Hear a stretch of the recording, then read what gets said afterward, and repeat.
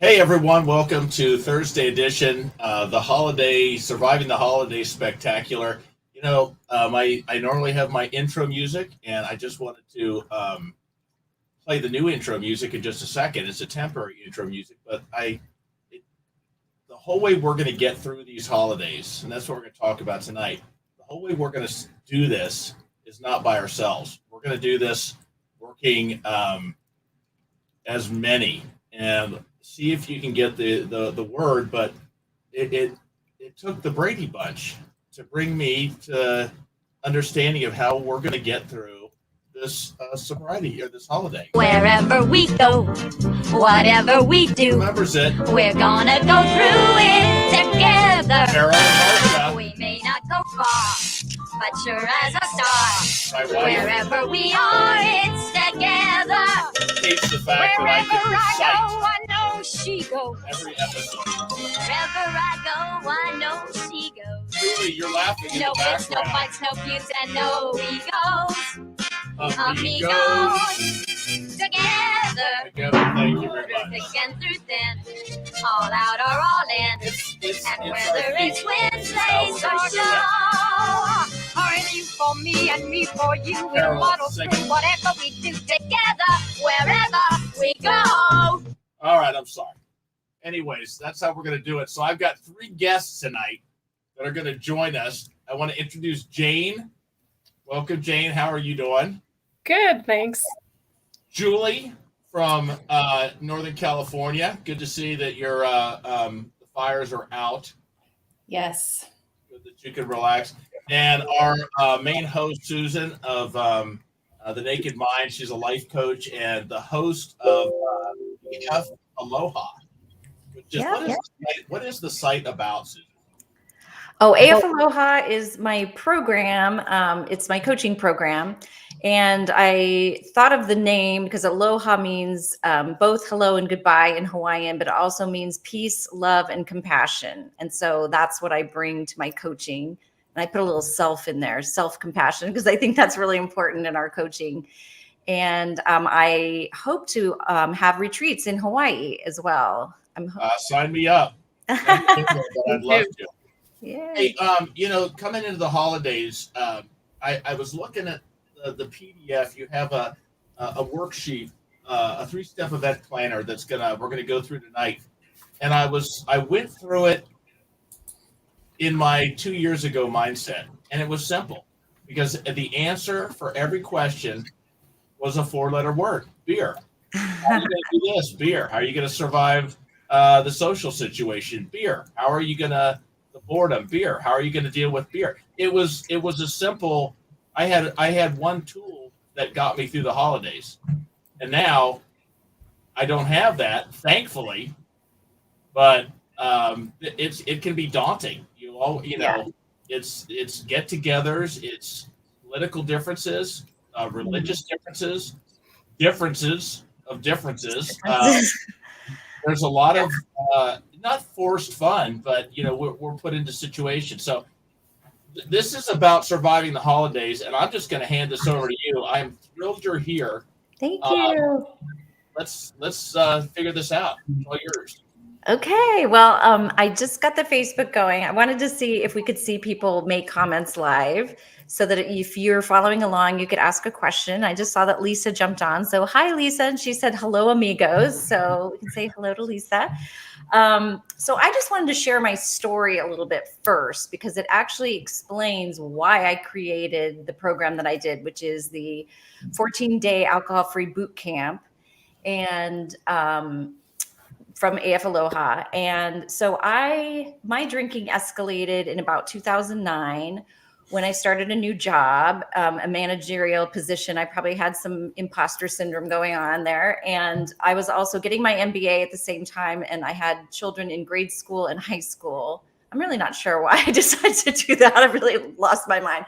But anyway, I used to drink, after I got home from work, a couple of glasses, felt like drinking helped make me more creative with writing my papers, all that, which of course it just made me fall asleep and not get anything done. But so early on, I realized it was probably not a good idea. I was very aware of how, there's Lori Miller. Hi. I was very aware of how that, I was over the limit for what, women should drink and stuff. And so in like 2013, I approached my pastor about it, and they told me that, if you think you have a problem, you probably do, and you should go to AA. So, but I was terrified, and I was, worried that I had a big P problem. So I did go to AA for a year, and I was not really comfortable there. It felt like the stories I heard weren't really my stories, but I do have a huge amount of respect for the AA community here in the New Haven area. It's just wonderful people, and just I had a great sponsor and everything. It just was not my stories. You know what I mean? I just kept sitting there going, I don't know. I don't feel like I belong here. So I left in 2014. I was kind of kicked out a little bit by my sponsor because I told her I wanted to try to moderate. And she's like, well, AA is for people who don't want to drink. And I just literally was like, felt like the door was like slammed in my face. And I was kind of like out, like adrift on my own again. So now I'm terrified that I have a problem, but I don't feel like AA is like a solution for me.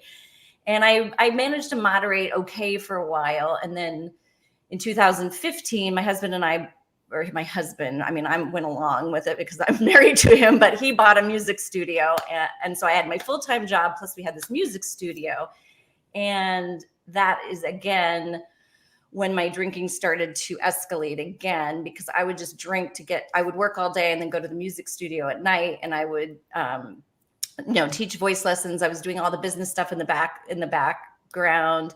And it was a big undertaking. And again, what the heck were we thinking? But that's when it got really a little bit worse. It was more like drinking in my car out of a plastic cup before I went into the studio, between work and home and the studio, because like I needed that, like something to get through and like be cheery because I was really tired. And so just because I want to keep it short, and the reason why I say this is because, like I said, it informed how I created this program. So now we're fast forward to 2015, 16, so we go through this studio all these years, and it's 2019. And I knew that I needed to do something about my wine habit.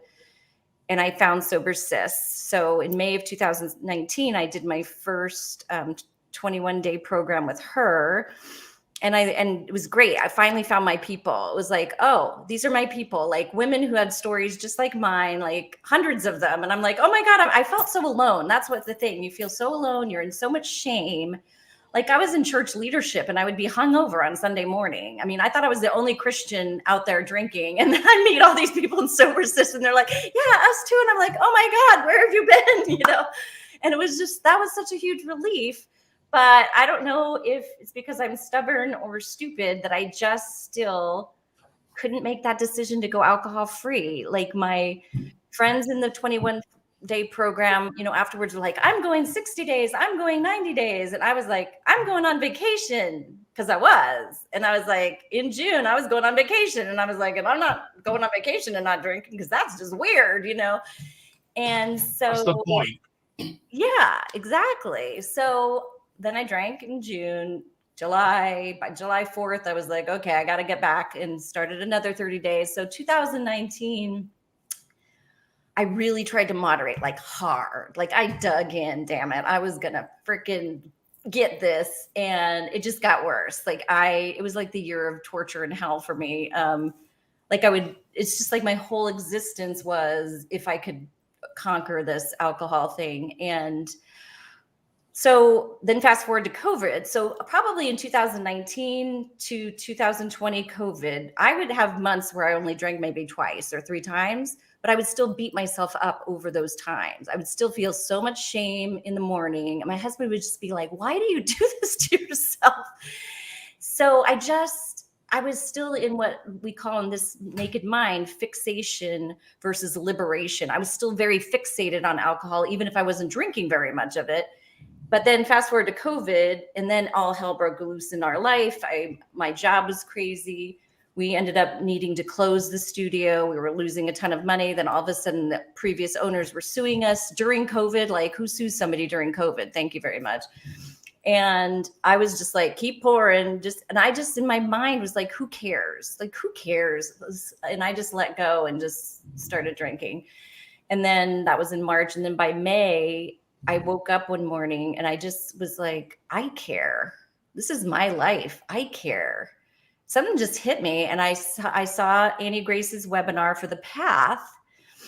And I signed up for the path started on June 1st. And then I haven't drank since. And that is where, and what I saw in Annie Grace's message in that webinar was, not only will her program help you stop drinking, the behavior of drinking, but take you to that next step, which is true freedom, where you do not desire alcohol. You are completely free. And I kind of explained the freedom is where, like, I was holding on to both worlds and I couldn't truly be free until I let go.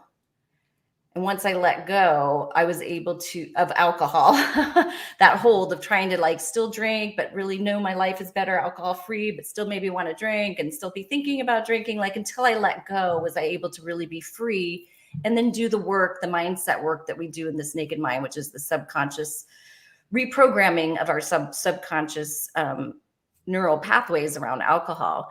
And but then in June, again, we always go on vacation in June. We went on vacation. I was 10 days into the path and we went on vacation again. Now this one was a little different because I did not drink, but it was hard at first.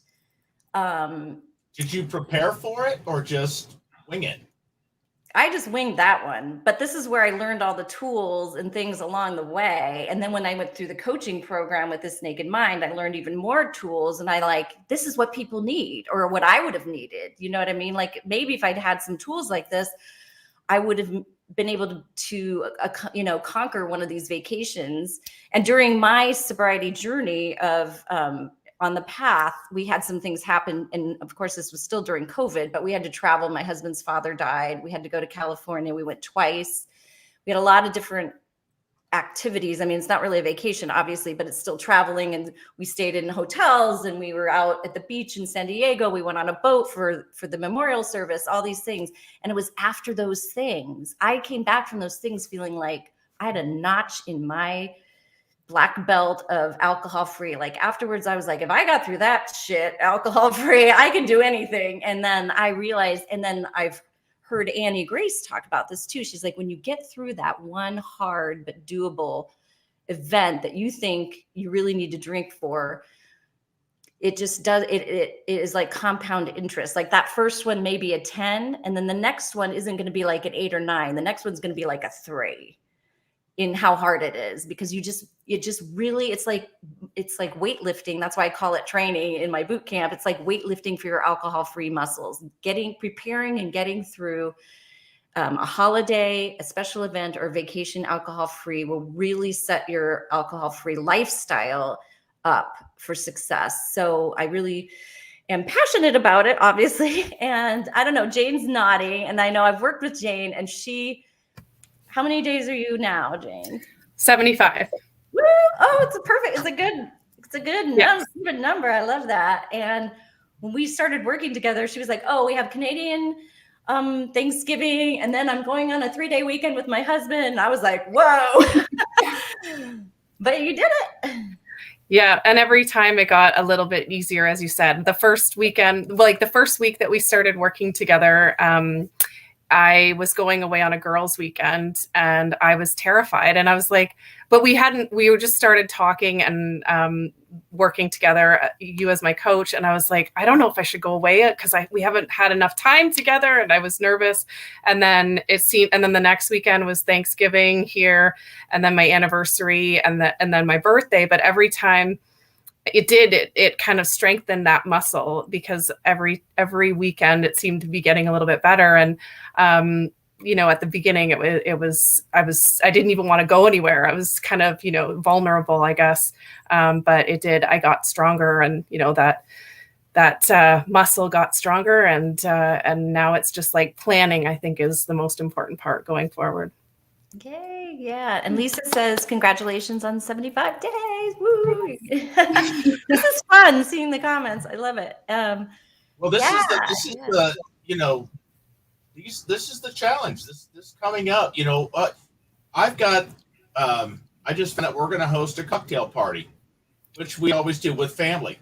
Well, that Okay. tray of now I've established the guidelines, but I'm just saying that it was tough, especially that first year, because that tray of Jägermeister shots came around, and it wasn't, "Are you thirsty for one of these?" It was, "Hey, we're all together as a family. Let's do this together." Yeah. And that's where that was tough. Your family toast with Jägermeister? Well, it was a Christmas Eve tradition that was a bunch of people that all did Yeah. it. No, I'm just joking, but yeah. No. I knew what you think about it, but yeah, it was the frozen and Yeah. So and what then did it you do? was- How did you handle that? Like, I how did you stay part of the group without doing what the group was doing?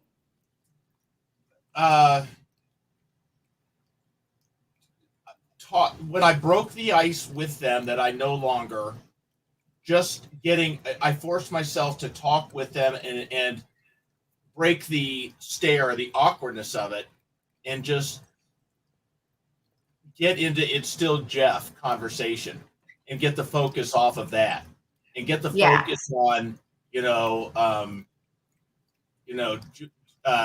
Julie is here with looking at me suddenly. What do you mean he's not drinking? And I just go, "Oh, no." I said, your dog is killing me. I love the outfit you put. Well, suddenly she realizes it's still Jeff. Yeah. And now it breaks that down. And now to the point when the drinks come around, I just make a joke at it and it's known. But that first thing, it was at getting over that hump.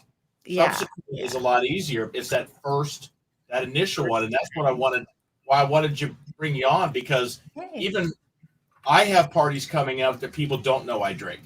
And I'm still going to get, now with family, I'm good. But I'm going to go to events where people are going to shove drinks at my face. Yeah, so we'll talk about some strategies. So we're going to do a worksheet, but I also still have some strategies for those types of things too. And Julie has been through the program that I just launched in November, and I'm going to do it again in December, starting the first week of December on November 29th, which happens to be a Monday. But we had a great time. We had a really great group, and I think everyone enjoyed the 14 days of content. Hopefully it wasn't too much. No, I think it was a lovely amount of content, and it was very achievable on a daily basis.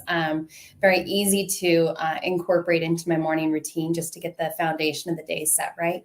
And again, the meditations were my favorite takeaway from it. Oh, good. Well, maybe I'll share one of those, even though it'll be a sneak peek. Everybody can. So I don't know. Oh, Peggy Cooney said, "Happy 75 days, Jane." So she's here. That's so awesome. Here, I'll put a little heart in there. Yay.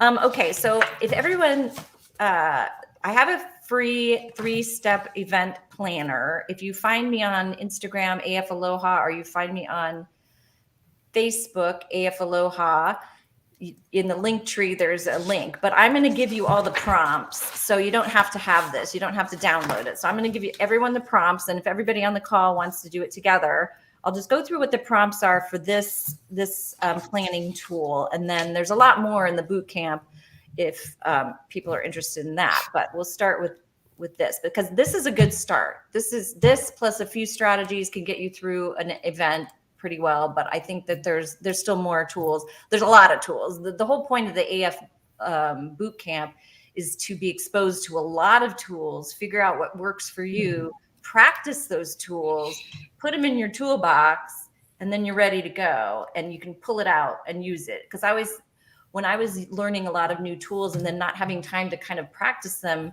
it's kind of like having a tool and going, well, this is great, but I don't really know how to use it. Pulling out a tool, and you need to know how to use it when you're in the moment. Otherwise, you're going to just be like, well, that doesn't work, and throw it away. So practicing the tools is important. But one of the steps that we go through in the boot camp is connecting with your why. So why are you going to whatever event, or let's just talk, Americans have Thanksgiving coming up. We also have Christmas coming up. So you have a particular event. If it's, let's say, your office party or cocktail party at your neighbor's house, or, whatever your event is, why are you going there? Like, can you find an intention? My old intention, just like you said, Jeff, was drinking. You know what I mean? It's like, oh, good, it's a party, I can drink, like legit, like, I have a reason to drink, so what is your intention? But that's not really the intention for a party, right? The intention is to get together with people and see them, especially since COVID, like, let's get together, see people. Who do you want to connect with? Who do you, want to have a good conversation with? So what is your why? Why are you going to this event or vacation or party? Because maybe there's not a good enough why, and maybe you just shouldn't go also. That was one thing my sponsor in AA did tell me. Like, she's like, if you're somewhere, you should have, like a bar, you should have a legitimate reason for being there. Like, there's a party there, or something, it's a maid of honor party or something. That's why you're at the bar. If you're just at a bar, just any old night, and you don't have a reason to be there, that's trouble, and I thought that's really interesting. But, so why are you going to this party? Susan, with an invitation, it's rude of me not to go. I was invited to the party. So that's a pretty lousy why, because that's that's serving them. Okay. So let's dig deeper in that. What do you hope to accomplish? This is how we're going to figure out our intention, or something, like I said, you can hang on to there, what your purpose of being there is. So it's rude to not go. So you don't want to be rude to your neighbor, right?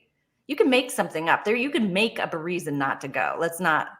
Right? You could have COVID. Nobody knows. I mean, you could say you're sick. You could do, you don't have to go. That's where I feel like people sometimes go, but I have to go, my family, la, la, la. You are in charge of yourself. You don't have to do anything. Nobody's tying you up and throwing you in the car and taking you to this event. So, I mean, I know that's a little tough love, sorry. But so if you're going to go, you're deciding to go. And so now let's dig in and figure out a reason and an intention for you to be there that you can focus on versus focusing on drinking or not drinking. You know what I mean? Does that make sense to you? Yeah. Okay. So what do you hope to accomplish? Do you want to make a connection with someone? Do you know that they make really good meatballs? So you're like, oh, good, I'm going to go there and eat their meatballs because I know Janice makes terrific meatballs. So that's, good food, mingling with the neighbors, connecting with, somebody there you might want to have a good conversation with. I don't know. Anybody got anything? Yeah, like for me, I was the same way, right? Like even if it was like a family Christmas party that I have coming up, or a work event or anything like that, I was like, oh, perfect. This is a great opportunity for me to, have some drinks. And it wasn't really about the food or the people necessarily. It was about having, relaxing and letting loose and having a good time. Now, when I think about it, I'm like, oh, well, we have been in quarantine for, so many months, and I haven't really caught up with a lot of my family members. I don't know how their kids are doing. So now is a chance to, actually connect with people. And same with friends too, right? Like we've been kind of isolated for so long. So, and I was always in my bubble of, how much am I going to drink? Am I driving? Am I not drinking tonight? And now it's like, okay, well, at least now I can have a focus. And it's like, okay, I can connect with friends and family and catch up on lost time, right? Yeah. And that, what it is? It's like there's less chatter in your brain. Like it's so much more enjoyable, isn't it?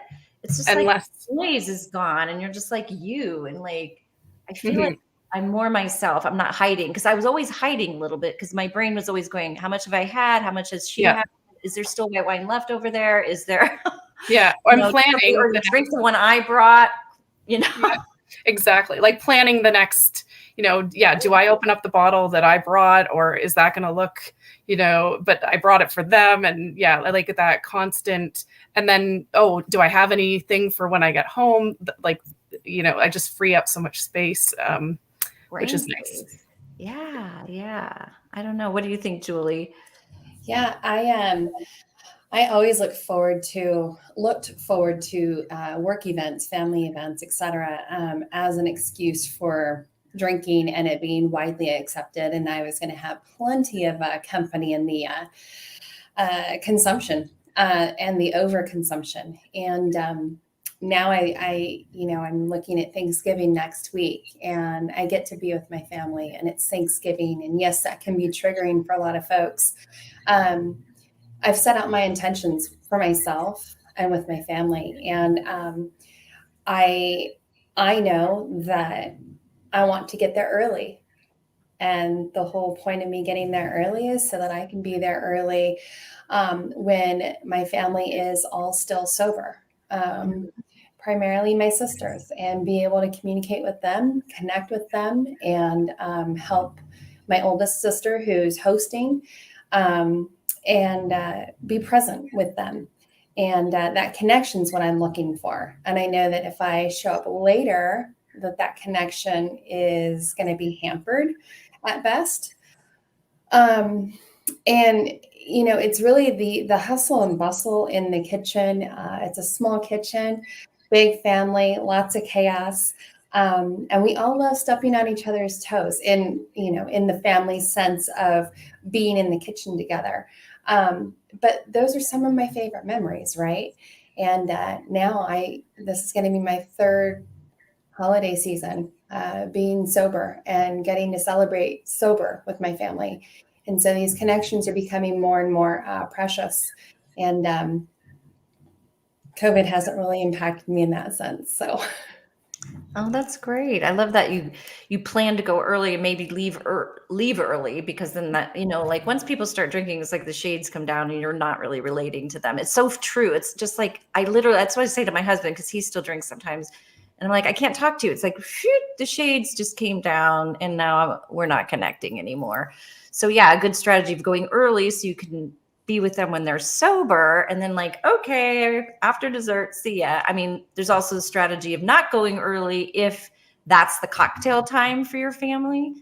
So, then sometimes a good strategy is just to go early, go late, leave early, make it a very small amount of time that you're there, depending on what the triggers and what your family, issues are, and have and we talked about this at one point, but have a code or an escape plan that you've already planned out. Like if you can't drive yourself because you're with your family, maybe your code with your husband is, well, I'm really tired because I didn't sleep that great last night. And then they know, instead of winking or, throwing something at them, they know from across the room that that's the cue of, okay, we're getting out of here, so having, your own little code with your family is a good thing. So that's the purpose of this. What do you hope to accomplish? Can you come up with your intention? It's like intention setting. So I'm going to get there late, let's say, or get there early with Julie. I'm going to connect with my sisters. I'm going to have some great Thanksgiving food. Then I'm going to leave. Or I think we talked about this, Jeff. I really want to connect with my nieces and nephews. They won't be drinking. So when all the shades come down for everybody else, we're going to go do a puzzle or we're going to play a game. And if they haven't turned into teenagers yet, they won't ditch you like mine did on my last vacation. I'm like, I'm trying to spend time with you. And they're like, we're too cool for you, Auntie Susan. So, but, so that's, and what are you excited about enjoying? Like, let's get some excitement. A lot of people are like, oh, I got to go spend time with my family, or dreading it because you can't drink. And that sets you up to, your mindset is what we're talking about here. It sets you up to not enjoy the event. If your mindset is, well, this is going to suck. And that's what happened that first vacation that I was telling you about in June, because I just started this Naked Mind. And I remember it's like June 10th. I'd been on the path for 10 days and it was all still new. And I was on that vacation. I told you that it was really hard at first. I got there and I was just like standing on the deck going, you mean I'm really not going to drink? And my husband's over there drinking a beer and I'm like, I hate you. And I was like getting all angry and twirled up. And I remember I went for a walk and I was listening to an Annie Grace podcast and it was about like, how do you get through events? And she was like, just approach it like with curiosity, like not that it's going to suck and maybe not that it's going to be the greatest vacation ever, but just what if it does suck? How many vacations have I been on? Is it really going to suck? I mean, I'm at Lake Winnipesaukee. It's beautiful here. Or just take all those expectations off the table. And in the boot camp, we do some work on expectations. And that's one of the meditations is an expectation meditation. But I know Jane, or Susan, that I go into these sometimes with, if I've got to suffer, the whole place is going to suffer. If they're going to be I'll be in a bad mood, and if you're, I'm going to bring everyone else. I don't. That's just my problems. But I did go in with this is going to suck mentality, and that's. And then it did, right? Yeah, I made it suck is what I did. Yeah. And just when you were saying that of just some of the things, what could I look forward to? And I didn't go into that with that mindset. I went in, where can I hide? Turn the football game on because I'm going to act like I enjoy, that I'm really into this game so I can avoid dealing with these people. Yeah. That's my only problem. I think that's the Eeyore in my, the look on the negative side of the street. Yeah. Well, when you start to learn about your brain, though, you realize that your subconscious brain always wants to prove itself right. So if you're thinking this is going to suck, your subconscious brain is just going to be like, it's like a radar out there going, okay, what here sucks? Because I told myself this is going to suck. So I'm going to prove myself right. This sucks and that sucks and you suck and everything sucks. But if you go in there going, hey, I'm going to make the best of this, or even with curiosity, just with arms open wide, palms open, like, this is going to be maybe weird. It might be weird not drinking, but let's see what it's like. I don't know what it's going to be like. I've never gone to this party without drinking. Let's find out. Like putting your, scientist hat on, like, what could this be like? And even taking like people's comments, because I know people get really nervous about people asking them about what they're going to drink or if they're drinking. And, one of the good strategies for that is just have a drink in your hand, because if you have a drink in your hand, nobody's going to ask you if you want a drink because you got one. So that's get one fast. Bring your own drinks. BYOB means beverage, doesn't mean alcoholic beverage. So bring your own. And I tell you, I had this, our gym, that 2019 year where I wasn't drinking and I didn't drink at this event. We went to this brewery. That's where they had the gym party. And they just opened, it was like microbrewery. And I said, do you have like any water or anything else, and like sparkling water? And they're like, no, we just have regular water. And they literally handed me a Dixie cup with water. I'm at this party with a Dixie cup. I'm like, and I was listening to Recovery Happy Hour podcast at the time. She's not on anymore, but Trisha. And she said that she keeps a cooler in the back of her car. And I remember thinking back to that podcast episode going, I'm going to have to keep a cooler in the back of my car with my own sparkling water because this is ridiculous. A Dixie cup, So, part of it is for me is I and this is probably my inflated ego, but I think everyone's staring at me going, is he drinking? Is he not drinking? There's the non-drinker. How's he, that I still feel like I stick out like a sore thumb at the party. And I think that's not maybe uncommon at first. You feel, like, why don't I wear a neon sign that says, alcoholic, and just that's how I feel everyone's looking at me. Yeah. And I want to fit in. I want to be not noticed. I want to look like I'm part of the group.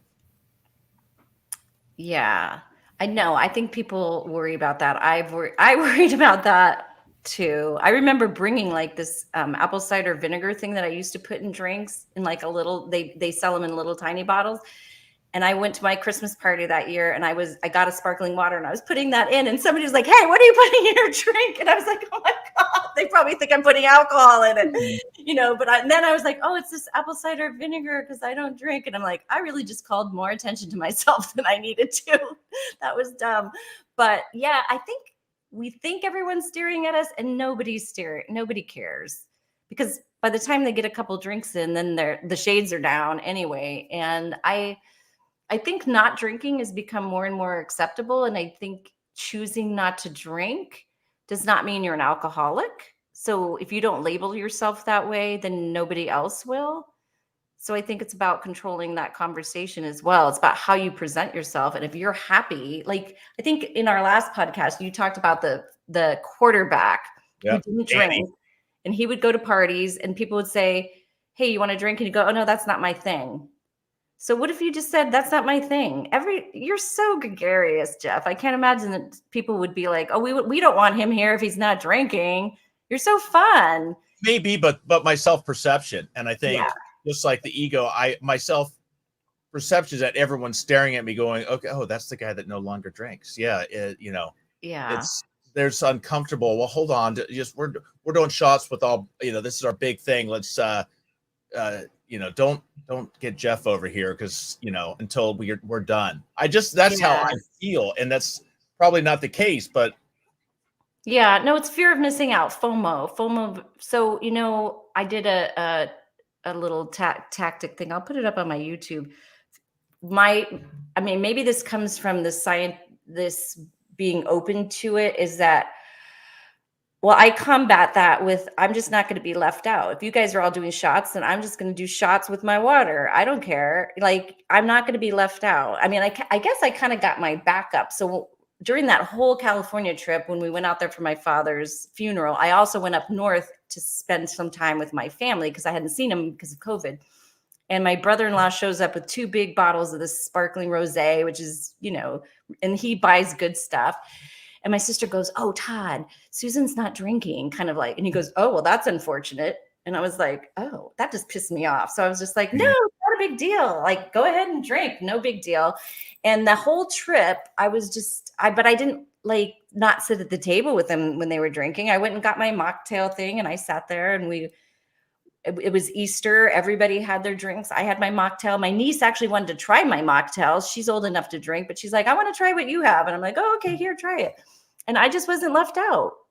I refuse to be left out. So I say, get on in there. Like if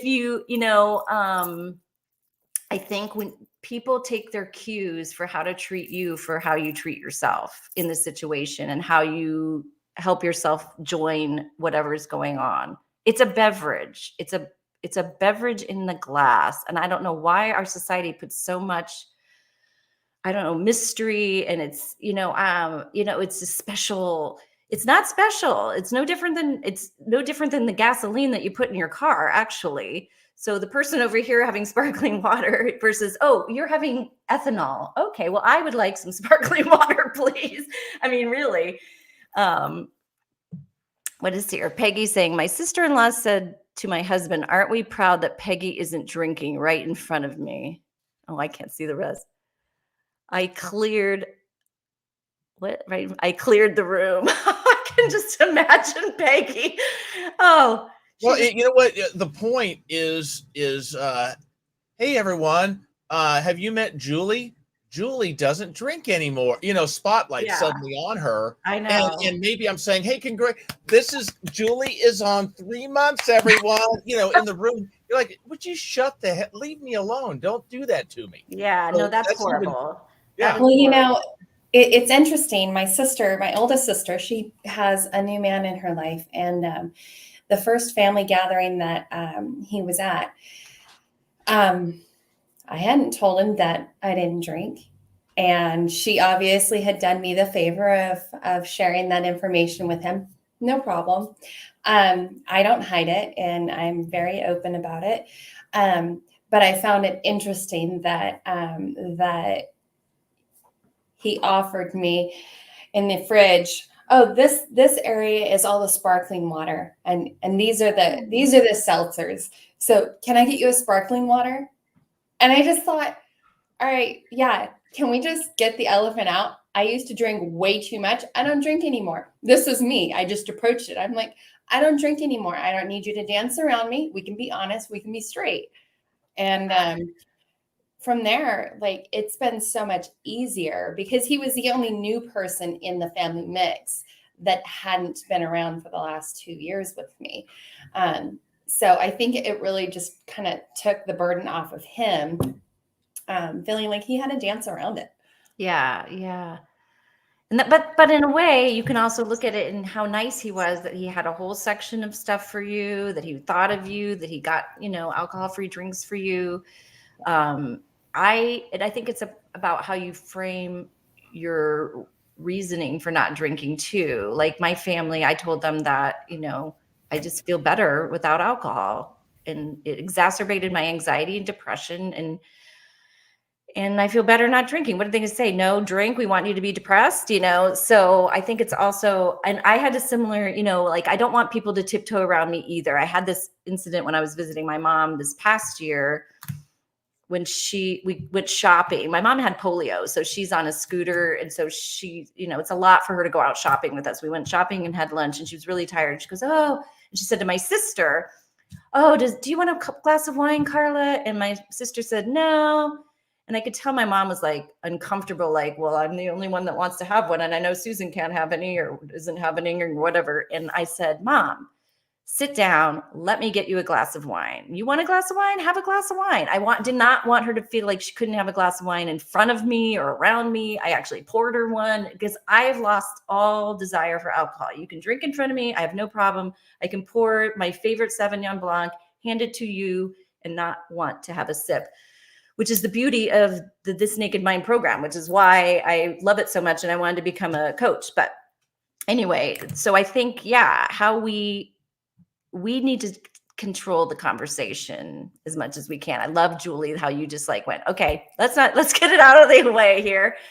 But also the reframe too of going, oh, it was really nice that he had here's your whole section of the fridge, that's pretty cool. So, so we get through the training. So the next one is, but we've kind of been doing this, is Brainstorm the Challenges. And so you ask yourself, what could be challenging about this event? Why might you want to drink? And really be honest. Not like, why might I want to drink, but I know I shouldn't. Jane?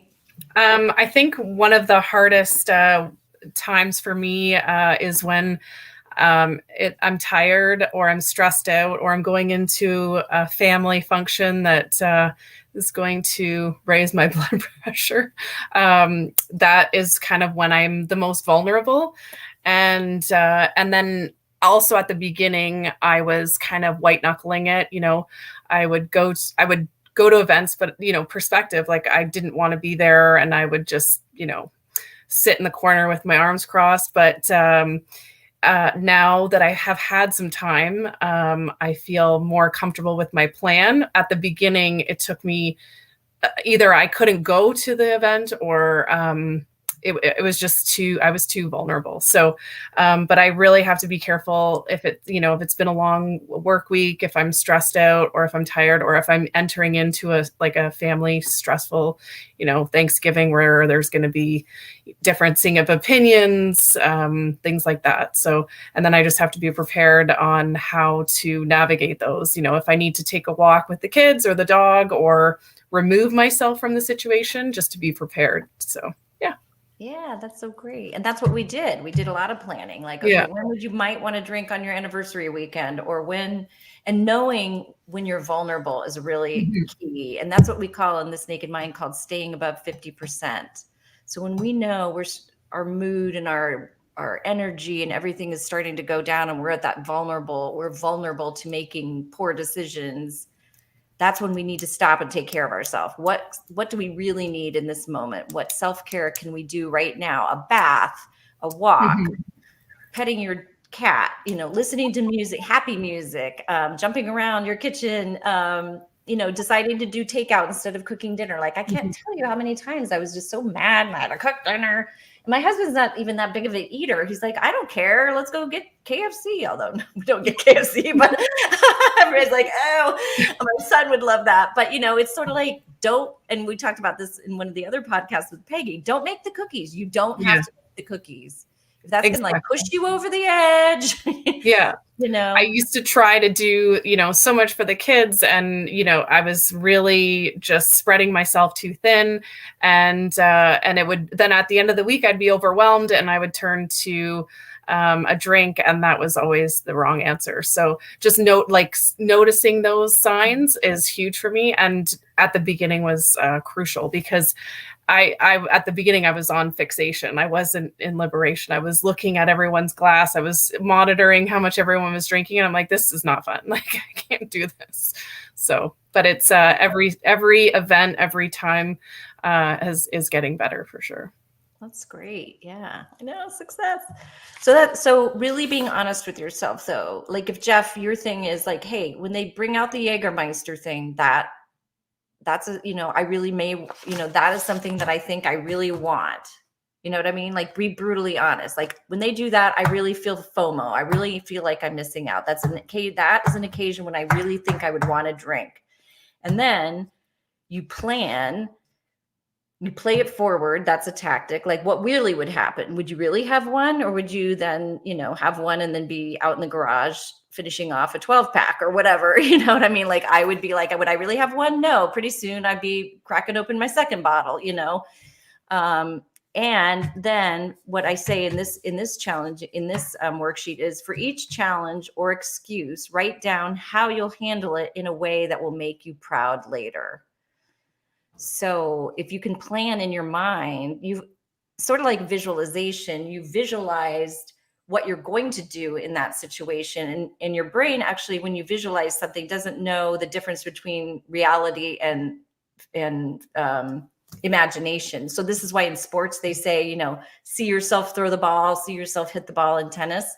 So the same thing is, see yourself cheering everyone when they're all having their Jägermeisters with your sparkling water and enjoying it and laughing and clinking the glasses, and you're having your sparkling water, and like, see yourself do that ahead of time. And then when you actually go to do it, your body is almost going to be like, oh yeah, we've done this before and it was fun. You know what I mean?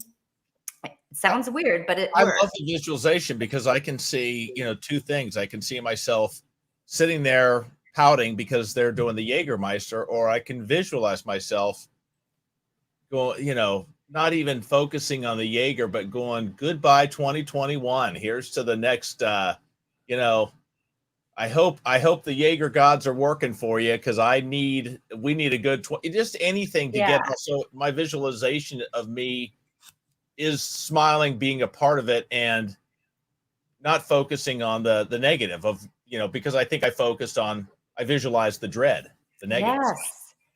Well, our imagination is very used to visualizing, catastrophizing, visualizing bad things. So when I tell people to visualize, they're like, that's weird. I'm like, no, it's not. You do it all the time. You do it all the time when you're like, oh, this isn't going to work. My mind, my husband always makes fun of me because he'll say like, let's do this. I'll go, it'll probably rain. He goes, that's just my brain automatically does that. And he's like, this will never work, because that's just me. And I really have to overcome that negativity. And then the second visualization is actually visualizing yourself enjoying all of those things that you wrote down on number 2, which was in number 2 of your why. What are you excited about enjoying? So if you're super excited about, like, using a vacation, for example, if you're super excited about being able to get up every morning and run on the beach and jump in the waves and play with your kids and sleep in and feel good and eat this fabulous food that they have, or the great fruit that they have in Hawaii or whatever, and you just visualize that, and that just sets your mind on this, like I said, the positivity of getting really excited about the things that a real vacation or a real holiday or event are about, like the connections with your family, like Julie said. Since we're going into the holidays. Originally I really thought about this for vacations, but holidays are just as tough, maybe tougher than vacations. So I said, how do you feel after doing the visualization? So really digging into that feeling of how good it feels to be like, oh, it's going to be so awesome to sit around the table, or just to be like visualizing that kitchen with her sisters, Julie, that that time when, like you said, like stepping on each other's toes and just everybody crowded in the kitchen, and how fun it is, and just like really gearing yourself up for the fun parts and the things you're looking forward to. And then the next part of the step 3, because I know we're running out of time, is what is a mantra or sentence you can use to remind yourself of your commitment?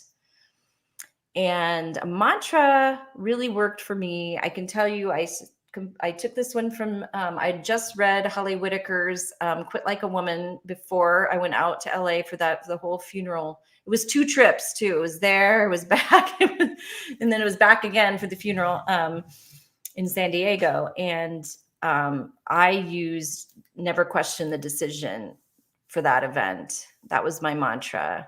And so one of the fun things I did in the boot camp is, a lot of people have a quote like for every day of a program that they do. I put a mantra for every day, and I used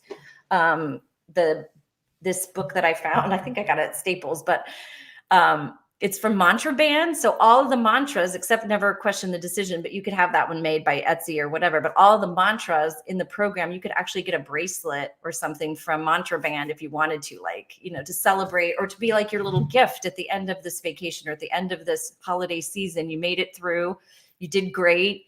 And your mantra was, let me think. One of the other ones were, she believed she could, so she did. That's one.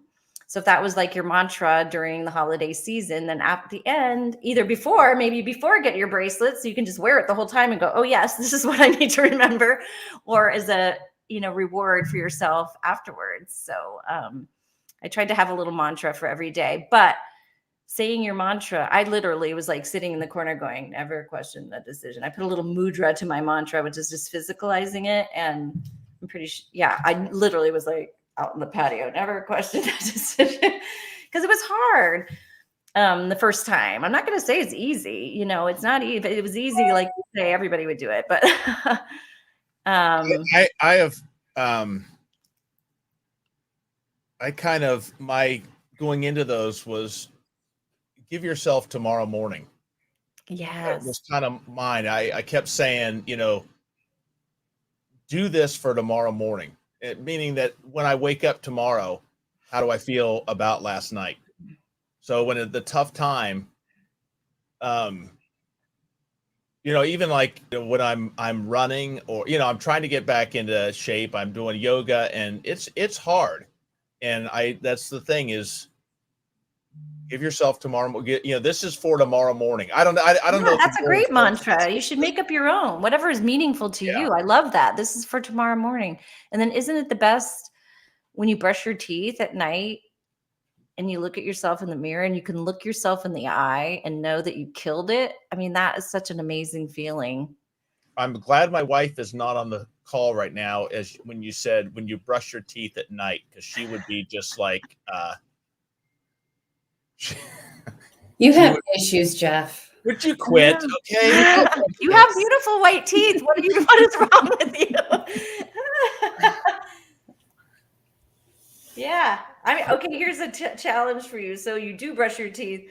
You get one of these stickies. I put them all over, and you're going to write "You rock" on it, and you're going to put it up there. And then when you go to bed at night and you brush your teeth, you can look at that and that you rock every night, because you're going to bed being able to look yourself in the eye. And that's exactly what the last one is. Bonus step. How will you feel in the morning when you wake up hangover free, knowing that you crushed this? And I said, badass comes to mind. You rock when you wake up the next morning and you're like, hey, and you never regret not drinking the next morning. Nobody, you always feel good. Right. Peggy says, I can never look at you. I brush my teeth. It's just, I have gone to bed without brushing my teeth. Okay. I have good hygiene. Let's keep this on topic. Julie, I don't appreciate the look of disgust on your face right now. Stormy's breath is better. Yeah. Well, no matter what, we're in better shape if we're not drinking. Like that kind of breath. It is like, what you just said, Susan, with tomorrow morning. That is because if I can visualize the two sides, because if I wake up tomorrow morning and I ruined last night, what's the purpose it's eating one cookie out of the jar or opening the bag and having one. Well, screw it. I had one. What's the difference with now? I'll just finish the whole thing. That momentum is key for me.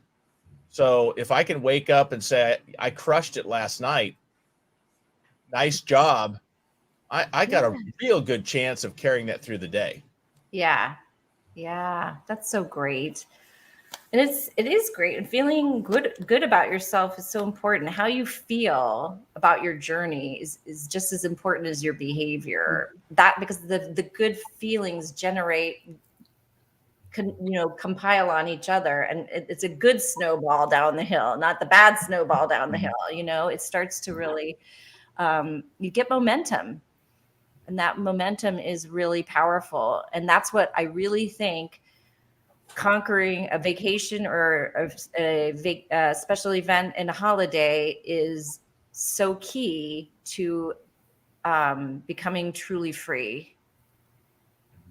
The planning is a key, because when you said visualization, my problem is I visualize everything going great, but the problem is I'm visualizing how others are acting, and I can't control that. No. So when I visualize this wonderful time, Julie in the kitchen, and I, visualizing how great it's going, well, I can't control is when Aunt Edna says, "Oh, Julie, I forgot you don't drink. I brought you we have some milk. Would you, and it's the record scratches. It's just, so other people, I can control myself and my visualization, but I can't visualizationally control them is my, I guess, my point or question. Right.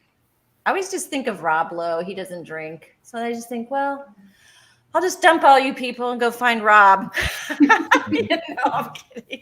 But I don't know. But that's a great point, because I think of how would, our quarterback be he wouldn't even, it's not an issue. You got an eyelash. So, you just go, whatever. Yeah, I don't drink. Yeah. Buzz off. So what? And part of that, it helps me with a key for me is feeling I'm not alone. And when I'm at a party and someone comes up and says, "Hey, I hear you're doing that," and you realize that maybe they're asking you questions for a certain reason. Boom! I just got connection, and I just developed. Now I'm walking arm in arm with someone else. I'm not facing this alone. So those things that's keys for me. Yeah, absolutely. I mean, that same brother-in-law, we were doing the dishes. He's like, "Really? Like, you're really never going to drink again?" I go, it's not about never. It's that I don't want to. And he's like, I really should drink less. I should stop too, but I'm not going to.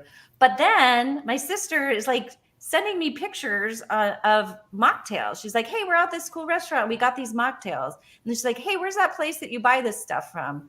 And I'm like, because so they're trying it out. Like, this is the thing. We are the trailblazers. We are at the beginning of this movement, this health movement, and also realizing the movement about really realizing that alcohol is a drug. It is addictive to humans, no matter who you are. There is this myth of there's normal drinkers and there's alcoholics.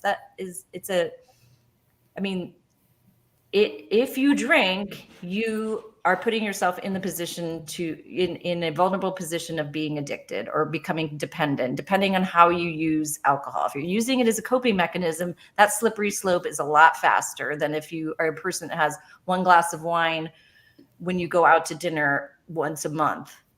It's a slower progression, alcohol, than like heroin or crack or cigarettes. Like, why do we smoke? Because we knew it was very addictive. So I never tried it because I'm like, oh no, I don't want to get addicted to cigarettes, because we knew it was addictive. But nobody tells you that alcohol is addictive, because it's only addictive to those people. And that's not true. It is addictive to anyone. Yeah, I what she said about mentioning the mocktails and having something in your hand that actually looks enticing, a special thing. What my perception of what people see, if I'm holding a Dixie cup of water versus I'm holding something, then I believe they're going to look at me with pity and I'm going to stand out. But if I'm holding something what are you drinking? It's just something. Suddenly there's a little bit of curiosity, and now they're looking at me, maybe a little envious of, Yeah. so I've never been a huge mocktail fan just because I'm a, I grab my Diet Pepsi, but I like the idea of coming in with something that looks a little, oh, it's just a little creation. I got it. It's whatever. Oh, can I try a sip? Suddenly now I'm not with a Dixie cup or holding a milk, at Yeah. the party. I'm going to make an alcohol-free sangria for our Thanksgiving celebration with our friends. We're doing a Friendsgiving because our kids are out ditching us. So I'm going to my friend's house. But I'm going to make with some, alcohol-free red wine. I'm going to make an alcohol-free sangria. And I think with my sister, we usually do a signature cocktail at Christmas, and we haven't had a Christmas all together since I've been alcohol-free. And I think we're going to, and boy, I was usually the taster. Like we were making it together. By the time we even served everybody, I was completely bombed. But I'm going to make an alcohol-free signature mocktail or cocktail. And if people want to put like vodka or whatever in it, they can over at the bar. But the actual thing that we're serving is going to be the signature drink is going to be alcohol-free. So I'll put that on the site's website and the Facebook pages. It's just, what's your recommendation? I'd love to hear your specialty and what each person has that, and I'll tell you all these ingredients, Jeff, and I'll say, yeah, it adds up to a Diet Pepsi, but we can still, but no, I would love to get, because that creative, I'm looking for something that's fun. I think we're looking for fun. Here's something that I'm going to take to my Thanksgiving, which I think is fun. I'm going to make my own homemade cranberry sauce, not for eating, but for drinking. So taking a dollop of that cranberry sauce and mixing it with sparkling water and a wedge of your choice. But it looks best presented with a slice of orange. But it's a flavorful, sparkling beverage. It's homemade. It's colorful. People are interested, and it keeps my hands busy. Yep. Right, making it for others. Jane, do you have any specifics or a go-to? My favorite one at the beginning of my journey was the Groovy Dry Secco. It's just a nice white non-alcoholic beverage, and it comes in a little 4-pack. And I brought that wherever I went the first couple of times, and they have a rosé as well. And then I just found in Canada they have like some pressed juices. They have a tart cherry. And what was the other one? And like an apple cider type one. So it's kind of festive, and they're not too high in sugar. Like they're really kind of dry. So those are my go-to. And I like putting it in a nice fancy glass and, just having something. And I remember bringing in my 4-pack, and a friend asked, I'm like, oh, I'm just trying this fun drink. And yeah, just to have something exciting to, it's all about perspective too, right? Like, yeah, I'd love a drink, but I'll have this, right? So and focus goes to that drink, because now they're curious. What are you drinking? What do you, and suddenly it's not. Yeah, I think that's fantastic. Well, yeah. Susan, thank you. But let's just get just a recap.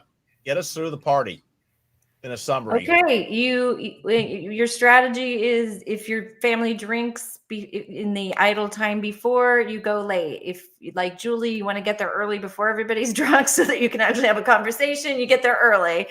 You have your code with your spouse, if you have one, and about when you're going to leave, or you already say to your mom, dad, uncle, aunt, whoever you're going, hey, I got an early day tomorrow, so I'm going to probably leave right after dessert. If you need to, like, I don't need to do that. Like, I don't get triggered or, but if you need to do that, you need to be protecting your alcohol-free journey. You plan. This is why we keep talking about planning, which is why you had me back, so that we could actually do a segment on planning. So you decide, what's your purpose? What is your intention? Who do you want to connect with? What can you look forward to? Food, conversation. What is something, that you look forward to? You think about all the reasons or excuses that might come up, or triggers that might come up in the situation, and things may come up that you didn't plan for, but if you've planned for some of them, you have a strategy, and you can use that same strategy for the other thing that comes up. do a visualization of you doing of those strategies, and have a mantra. I love that. Tomorrow, I'm doing this for tomorrow morning, or never question the decision, or I'm a badass. Don't F with me, whatever you need. Like sometimes I use the F word way too much, but it makes me feel like sometimes, so that's helpful for me. And then just visualize how you're going to feel the next morning, that you're going to feel so amazing and like such a badass. And if you want more and more tools, you can do my 14-day bootcamp, which starts after Thanksgiving. If you're like, okay, Thanksgiving's done, now I have Christmas, and you want some more tools, I'm going to start November 29th. And I made up a coupon just for you, Jeff, and for your listeners. Awesome. Just $20 off. And the coupon is BAC20. So maybe we can put that out on the website with a link. And so if people are interested, they can use that coupon and do the 14-day bootcamp with me. Well, we'll put that up. I'll flood that on the site so everyone can find that. And to find your site again is afaloha.com. Awesome. Well, I thank you all, Jane. Thank you, Jane and Julie. Thank you so much. Good stuff. And I am going to put up where we can add some of our favorite drinks. I think that would be a lot of fun. Yeah. And ideas. And we're actually WhatsApp, which I'm going to put up, and I have a Back to Zero WhatsApp, which is just a way to carry our community, our team with us in events. Julie, I know, is on it. It's just a way to throw out some questions and get some ideas. So, all right. I couldn't see it. Oh. I will. I'll put that up. That invite. I got to figure out how. I think, but I want anyone that wants to join. It's just a way to support. We can do that from our phones at any time. So, all right, everyone. You guys stay on the phone. And, no, I guess I wasn't seeing some people. We got Randall. We've got Lisa. We've got Peggy. We got Haley. There was somebody else. Oh, Peggy Henjum. Yay! All these great people. Lori Miller. Oh, thank you guys so much for joining us. It's all good. All right, everyone. We'll talk to you soon. Thank you so much. See you Saturday morning.